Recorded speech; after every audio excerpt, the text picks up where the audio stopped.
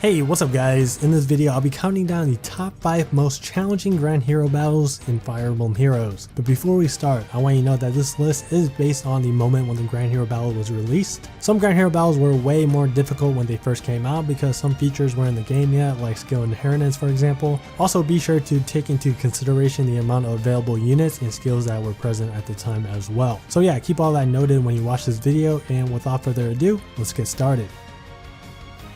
At number 5, I have Martians Grand Hero Battle. Yep, that's right, you heard that correctly, Martian. He was our first Grand Hero Battle ever, and I believe he came out like a week after the game launched. I'm not too sure, but regardless, he came out very early. At the time, skill inheritance didn't exist yet, and free-to-play players didn't have much units to work with, especially if they didn't re-roll to summon a free 5-star unit off the bat. I actually re-rolled and was fortunate enough to get 5-star Takumi and 5-star Camilla from the start. Takumi, for those that do not know, was considered one of the top tier heroes at launch next to Lucina, Hector, and Zura. Camilla wasn't top tier status, but she wasn't that far behind. Remember that skill inheritance didn't exist yet, so with that being said, Camilla was actually a pretty damn good player phase unit. Brave Axe, Darting Blow, and Draconic Aura allowed her to quad and take out many foes in the player phase.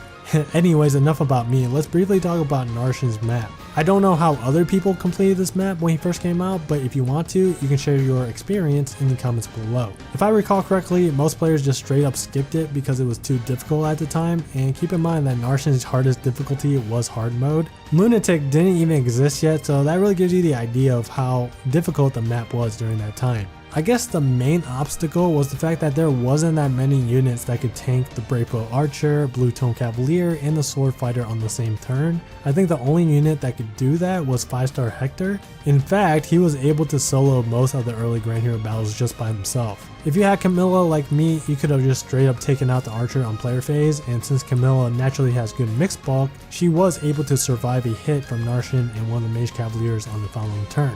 The map was fairly easy for me, but if I didn't have Camilla, I think I might have been forced to skip the event. At number 4, I have Ursula. She was the third Grand Hero Battle release and introduced the Lunatic difficulty. And oh man, this was another cakewalk for me because of Camilla. But for those that didn't have Camilla, Hector, or a green mage, I can definitely understand how challenging this map was. The two dagger units and Ursula herself, they hit very hard. Having a good green unit, especially green mages, made this map a lot easier, but the thing is, at the time, there wasn't that many green mages available. The only ones available were Nino, Merrick, Cecilia, Julia just came out, and female Robin's Grand Hero Battle came out before Ursula, so that would make it a grand total of 5 green mages. Those green mages were still fairly difficult to summon since most of them, or maybe all of them, I actually can't remember, but they were locked at 4 stars and 5 stars. They weren't summonable as 3 stars like how it is today. Plus, even if you did summon them as 3 or 4 stars, chances are you probably didn't have enough feathers to promote them since feathers were extremely difficult to obtain.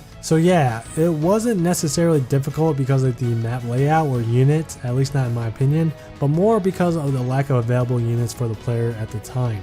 Moving on to number 3, it's Ballturn. It shouldn't be a surprise that Ballturn's Grand Hero Battle made it onto this list. This map stumped a lot of players. Maps with reinforcements are all fairly difficult, but this one was extremely difficult during its time of release. It was challenging because of the layout and the type of foes that were present on this map, as well as the locations that the reinforcements spawned. But the main obstacle was probably the map layout. On one hand, there wasn't much room to move around until you break through the center, but then you're opening yourself up to getting attacked by all these enemies, and you also have to worry about the reinforcements that spawn behind you. On the other hand, if you backpedal and try to defend off units from the top left or top right corner, then you're putting yourself in an area with limited space and ultimately will end up getting yourself swarmed by the enemies. So in order to beat this map, you really have to build a good team that's able to one-round KO foes every single turn so you don't get overwhelmed. At number 2, I have Legion's Grand Hero Battle, which is another battle with reinforcements. Legion's Battle was actually the one that introduced the whole reinforcement thing, and it surprised the community. It was a new level of difficulty, and this map really required many, and I mean a lot of attempts to complete. Also back then, these Grand Hero battles cost the stamina, so it wasn't like today where you could attempt these maps an infinite amount of times. It wasn't like stamina pots grew on trees either. I remember I used all my stamina pots, it was about 20-ish, and I was trying to find a free-to-play solution for this map, but in the end I gave up. The challenging part about this map wasn't the layout, it was the fact that there was multiple copies of the boss unit. In the other battles, there's only one Ballturn, one Arvis, one Xander, and you get the rest of the memo. This map, there's 4 legions and they are all strong enough to take out red units if they aren't built tanky or abusing the defensive tiles in the middle. There's only one Grand Hero battle after legions that included multiple copies of the boss unit so far, which brings us to the number 1 spot. It's no other than Takumis Grand Hero Battle. It shouldn't be a surprise to anyone, but Takumis Grand Hero Battle, in my opinion, is considered the most difficult Grand Hero battle so far. There's so many things that makes this map so challenging. There's 2 Takumis, Scatty's effect chunking your team's health in the midst of battle, Dazzlers, foes with the pass skill, the dagger unit with miracle, and of course the map layout. There's not that much room for your units to move around. Your team is pretty much just stuck on the top side of the map for most of the battle, and enemies just spawn all over the place. Fortunately enough, Legendary Ike was given out to everyone for free during the same time Takumi's battle was out, and he could pretty much solo one side of the map by himself with Quick Post 3 and Distant Defense 3 seal. But that shouldn't take away the sheer difficulty of the Grand Hero Battle event. So, do you agree with my list? Let me know what you think and give me your top 5 most challenging Grand Hero battles in the comments below. Do note that it should be based on the moment the map was released and not by today's difficulty. Also, I plan to do more top 5 videos in the future, so if you have any topics you want me to cover, I would love to hear your ideas. And that's going to be it for this video. Hope you guys enjoyed this brand new type of video from me. Thanks for watching, and I'll catch you guys in the next video.